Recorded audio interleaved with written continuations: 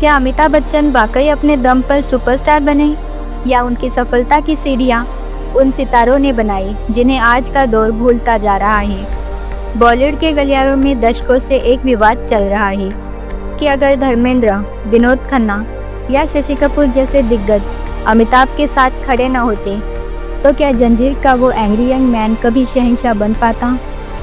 आज हम इतिहास के उन पन्नों को खंगालेंगे जिन्हें अक्सर दबा दिया जाता है।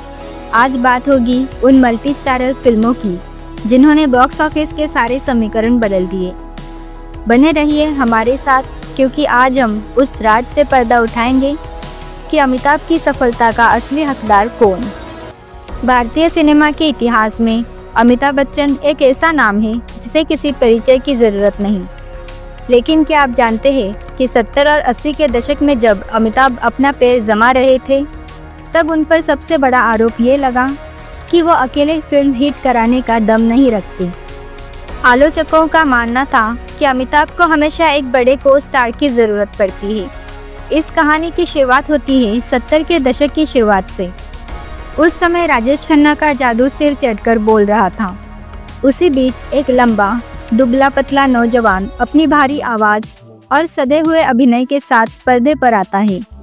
लेकिन उसे पहचान तब मिली जब उसने बड़े सितारों के साथ स्क्रीन शेयर की, दिलीप कुमार से लेकर मिथुन चक्रवर्ती तक, और साउथ के सुपरस्टार रजनीकांत से लेकर कमल हासन तक। अमिताभ ने हर उस कलाकार के साथ काम किया जो अपने आप में एक संस्था था।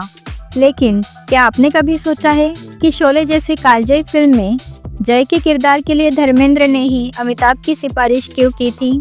और क्या वाकई धर्मेंद्र के बिना अमिताभ उस मुकाम तक पहुंच पाते? चलिए उस दौर की उन अनसुनी यादों में चलते हैं जहां दो दिग्गजों का ईगो नहीं बल्कि उनका काम बोलता था।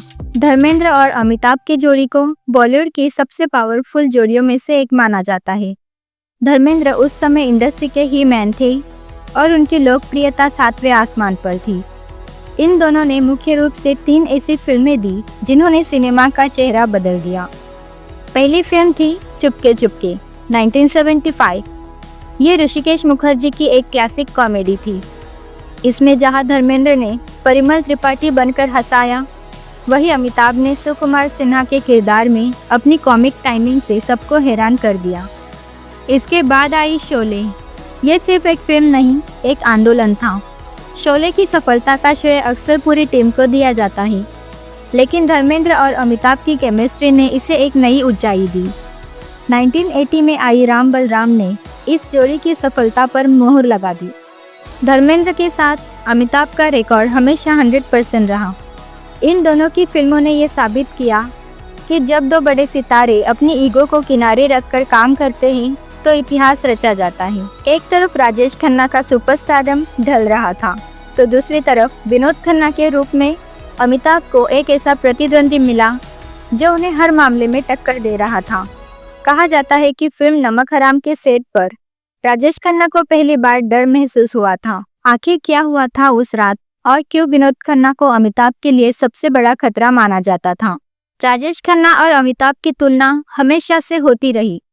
आनंद 1971 में जब अमिताभ ने डॉक्टर भास्कर बनर्जी का किरदार निभाया तो उन्होंने सुपरस्टार राजेश खन्ना के सामने अपनी एक अलग पहचान बनाई।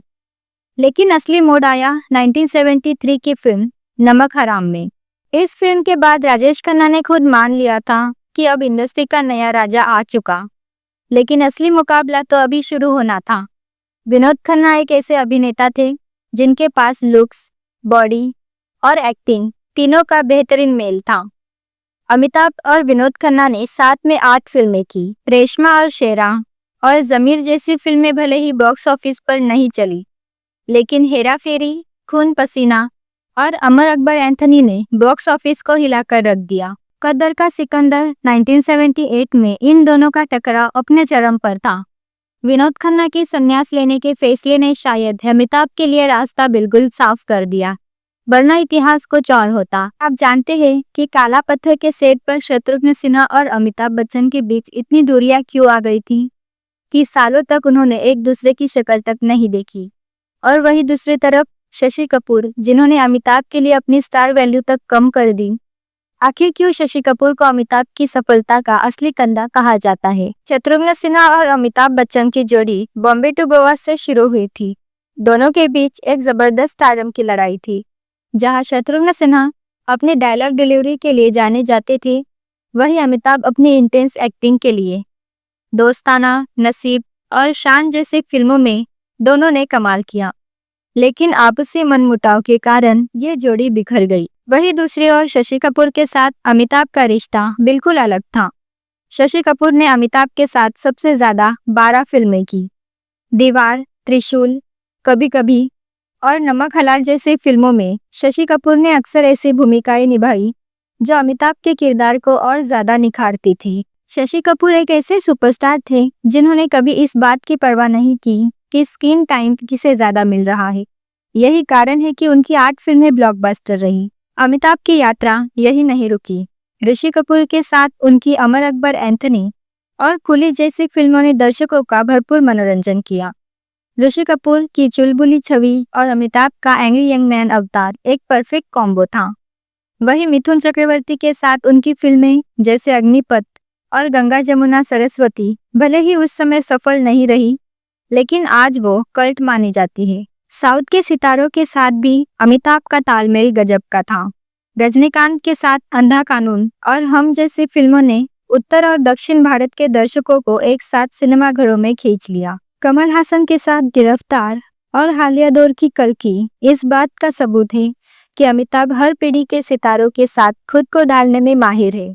तो क्या हम मान लें कि अमिताभ बच्चन की महानता उनके को स्टार्स की मेहरबानी थी, या फिर सच ये है कि अमिताभ ने खुद को इस तरह तराशा कि हर बड़ा सितारा उनके साथ स्क्रीन शेयर करने के लिए बेताब रहता था? कमेंट में अपनी राय जरूर दें। दोस्तों, आपको ये कहानी कैसी लगी? क्या आप चाहते हैं कि हम अमिताभ बच्चन की उन हीरोइन के बारे में भी ऐसी ही डिटेल वीडियो बनाएं जिन्होंने उनकी सफलता में 4 चांद लगाए? अगर हाँ, तो कमेंट बॉक्स में अपनी पसंदीदा हीरोइन का नाम लिखें। और हाँ, अगर आपने अभी तक वीडियो को लाइक और चैनल को सब्सक्राइब नहीं किया तो अभी कर लें, क्योंकि ऐसी ही दिलचस्प कहानियाँ सिर्फ यही मिलेगी। फिर मिलते हैं अगले वीडियो में। धन्यवाद।